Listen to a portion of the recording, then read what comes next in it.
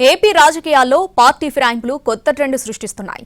ఎన్నికైన పార్టీ ఓడిపోవడంతో రాజ్యసభ సభ్యులు మనసు మార్చుకుంటున్నారు. రకరకాల ఒప్పందాలతో అధికార పార్టీలోకి జంపు కొడుతున్నారు. దేశ చరిత్రలోనే ఇలాంటివి ఎక్కువ జరిగింది ఏపీలోనే. దీనికి తెరతీసింది సీఎం చంద్రబాబు నాయుడే. ఎంపీలు, ఎమ్మెల్యేలు, ఎమ్మెల్సీలను పార్టీ ఫిరాయింపులకు ప్రోత్సహించిన చంద్రబాబు దాన్ని రాజ్యసభ సభ్యులకు విస్తరించేశారు. ముందు ముందు ఏ పార్టీ అధికారంలోకి వచ్చినా రాజ్యసభలో ఇదే సాంప్రదాయం కొనసాగబోతుంది. పెద్దల సభ రాజ్యసభ అంటే విద్యాధికులు, మేధావులు, వివిధ రంగాల్లో నిష్ణాతుల కోసం ఏర్పాటు చేసిన సభ. రాను రాను రాజ్యసభకు వెళ్లే వాళ్ల స్థాయి మారిపోతోంది. రాజ్యసభలో మేధావుల స్థానంలో కరడుగట్టిన రాజకీయ నేతలకు భారీగా నిధులిచ్చే వ్యాపారవేత్తలు, కార్పొరేట్ శక్తులను రాజ్యసభకు పంపుతున్నాయి. అయితే 2024 ఎన్నికల తర్వాత రాజ్యసభ సభ్యుల్లో కొత్త సంస్కృతి కనిపిస్తోంది. అది ఏపీతోనే మొదలైంది. ఒక పార్టీ అధికారం కోల్పోగానే ఆ పార్టీ రాజ్యసభ ఎంపీలు తమ పదవులకు రాజీనామా చేసి అధికార పార్టీకి వెళ్లిపోతున్నారు. అధికారంలో ఉన్న పార్టీ తరఫున మళ్లీ గెలుస్తారు, లేదంటే కొత్త లావాదేవీల్లో భాగంగా రాజ్యసభ పదవిని వదులుకుంటారు. అంటే రాజ్యసభ సభ్యునిగా ఎన్నికైన తర్వాత 6 ఏళ్ల పాటు అదే పార్టీ తరఫున రాజ్యసభ ఎంపీగా ఉండాల్సిన అవసరం లేదిప్పుడు. ఈ కొత్త సంస్కృతికి తెరతీసింది ఏపీ సీఎం చంద్రబాబు నాయుడే.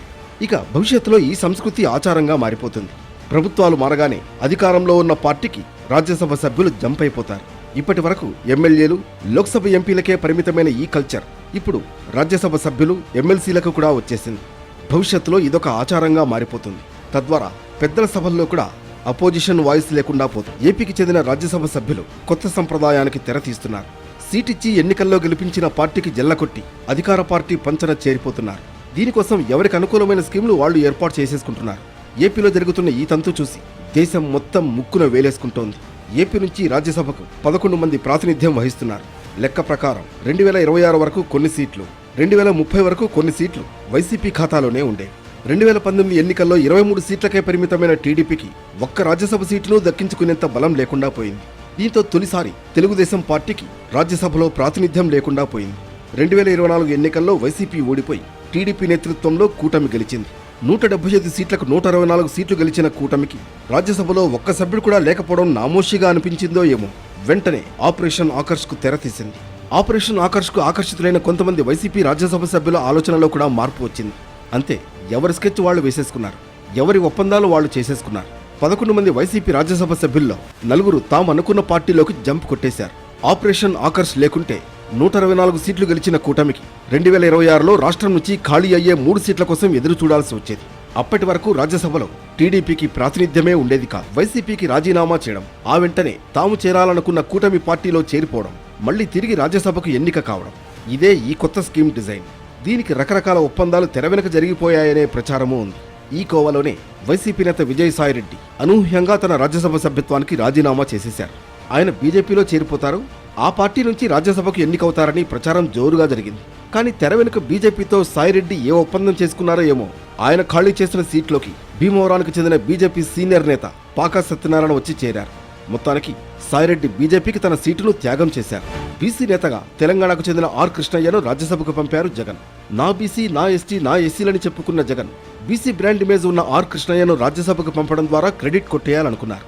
సొంత పార్టీలో అనేక మంది సీనియర్ నేతలు ఉన్న తెలంగాణ నుంచి దిగుమతి చేసుకుని మరి ఆర్ కృష్ణయ్యను ఎంపీగా ఎంపిక చేశారు జగన్. కానీ కట్ చేస్తే ఆర్ కృష్ణయ్య జగన్ ఇచ్చిన పదవికి రాజీనామా చేసి బీజేపీలో చేరిపోయారు. ఆ వెంటనే ఉప ఎన్నికలు రావడం, బీజేపీ నుంచి తిరిగి ఆర్ కృష్ణయ్యే రాజ్యసభకు ఎన్నిక కావడం చకచకా జరిగిపోయాయి. ఇదంతా బీజేపీ ఆపరేషనేనని అందరికీ తెలిసిందే. ఏపీ నుంచి రాజ్యసభలో ప్రాతినిధ్యమే లేని బీజేపీకి ఈ కొత్త ట్రెండ్తో 2 సీట్లు వచ్చాయి. ఇదే కోవలో వైసీపీ నుంచే గెలిచిన మోపిదేవి వెంకటరమణ, బీదా మస్తాన్ రావు 2024 ఆగస్టు 29న తమ సభ్యత్వాలకు రాజీనామా చేశారు. బీదా మస్తాన్ రావు టీడీపీలో చేరి తిరిగి రాజ్యసభకు వెళ్లారు. మోపిదేవి ఏం ఆశించారో ఏం పొందారో కానీ ఆయన తన రాజ్యసభ సీటును కూటమికి త్యాగం చేసి పక్కకు తప్పుకున్నారు. ఆయన ఖాళీ చేసిన సీట్ నుంచి సానా సతీష్ ఎంపీ అయిపోయారు. ఈయన పదవీకాలం వచ్చే ఏడాది జూన్ 21తో పూర్తవుతుంది. మొత్తం మీద పెద్దల సభలో ఒక కొత్త సంస్కృతి ప్రారంభమైంది. గెలిచిన పార్టీకి రాజ్యసభ ఎంపీలు జంప్ అయిపోవడం అనేది భవిష్యత్తులో ఆచారంగా కొనసాగనుంది. మొత్తం మీద రాజ్యసభలో సొంతంగా ఒక్క ఎంపీ లేని టీడీపీ అధికారంలోకి వచ్చాక 2 సీట్లు ఉచితంగా సంపాదించింది. బీజేపీ 2 తెచ్చుకోగలిగింది. వైసీపీకి ఇంకా 7 రాజ్యసభ స్థానాలు మాత్రమే మిగిలాయి. 2029 అధికార సమీకరణాలను బట్టి రాజ్యసభ స్థానాల్లో జంపింగ్ ఉంటాయి.